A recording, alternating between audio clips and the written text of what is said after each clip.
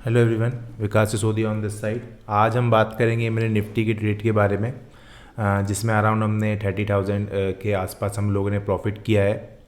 और अगर हम लोग इसको आके देखें तो ये कोई ज़्यादा देर का ट्रेड नहीं था। अप्रॉक्स हम लोगों ने 10 मिनट्स के अंदर दो कैंडल हम लोगों ने कैप्चर की है, जिसमें अराउंड हम लोगों ने 1500 क्वान्टिटीज ली थी, जिसमें 30,272 का हमें प्रॉफिट हुआ है। अगर हम लोग चार्ट्स पे आके देखें तो मेरी साइकोलॉजी की क्या थी, मैंने कहाँ पे ट्रेड लिया, तो इस बारे में हम लोग डिस्कस करेंगे। तो निफ्टी को अगर हम लोग सबसे पहले बड़े टाइम फ्रेम पे देखें तो निफ्टी ने एक ऑल टाइम हाई जो है इसको ब्रेक किया है, काफ़ी अच्छा ब्रेक किया है इसने। और अगर वीकली चार्ट पे हम लोग देखें तो एक अच्छी कैंडल क्लोज कर रहा था मार्केट, लेकिन ये जो लास्ट 2 डेज़ में जो एक फॉल आया, इसकी वजह से एक अच्छी क्लोजिंग हमें नहीं मिल पाई। तो एक अगर हम लोग इसको देखें तो एक हमारी एक साइकोलॉजी बनती है कि यहाँ से एक छोटा सा माइनर हमें करेक्शन मिलना चाहिए, या तो अराउंड हमें यहाँ कहीं पे एक सपोर्ट मिले।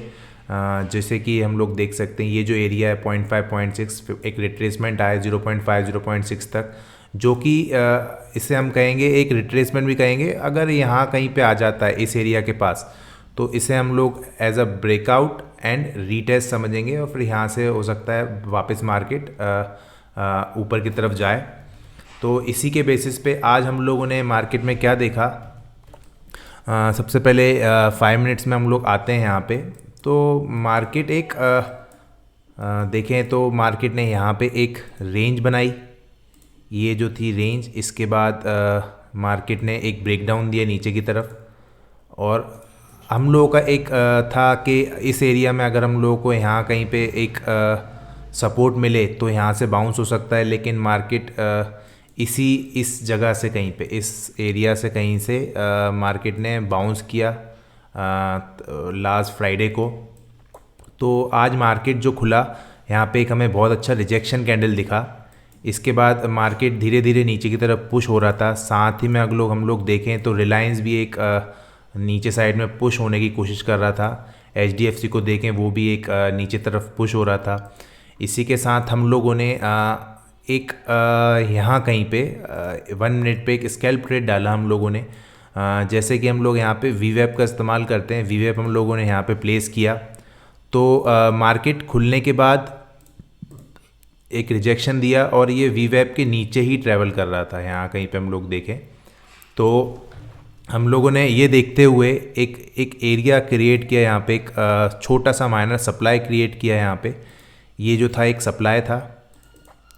जैसे ही मार्केट नीचे गया इस एरिया से, इसके बाद मार्केट ने एक अच्छा यहाँ से एक बाउंस दिया छोटा सा VWAP के पास, और साथ ही में हमारे यहाँ पे सप्लाई था। तो मैंने यहाँ पे ही मार्केट को शॉर्ट कर दिया।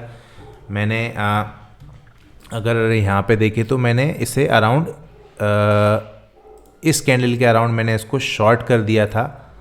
स्टॉप लॉस मैंने इस एरिया के अराउंड 10-20 पॉइंट्स का रखा था। 10-20 पॉइंट्स तो नहीं, यहाँ पे थोड़ा सा यहाँ पे रखा था मैंने।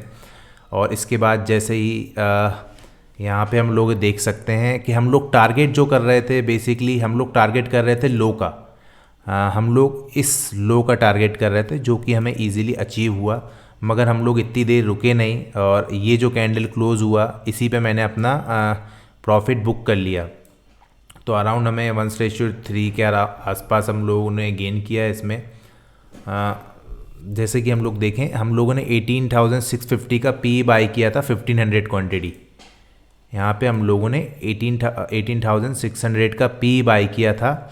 यहाँ पे नहीं देखेंगे हम लोग, ये फ्यूचर चार्ट है। अगर हम लोग इसी में हम लोग अगर निफ्टी का स्पॉट चार्ट देखेंगे, क्योंकि स्पॉट चार्ट के हिसाब से हम लोग अपना जो है स्ट्राइक प्राइस बाय करते हैं। यहाँ कहीं पे था तो 18,650 के अराउंड मैंने 650 के कॉल बाय किया था, सॉरी पुट बाय किया था, जिसमें अराउंड मैंने ये दो बड़े कैंडल कैप्चर किए और अराउंड 30,272 का प्रॉफिट गेन किया।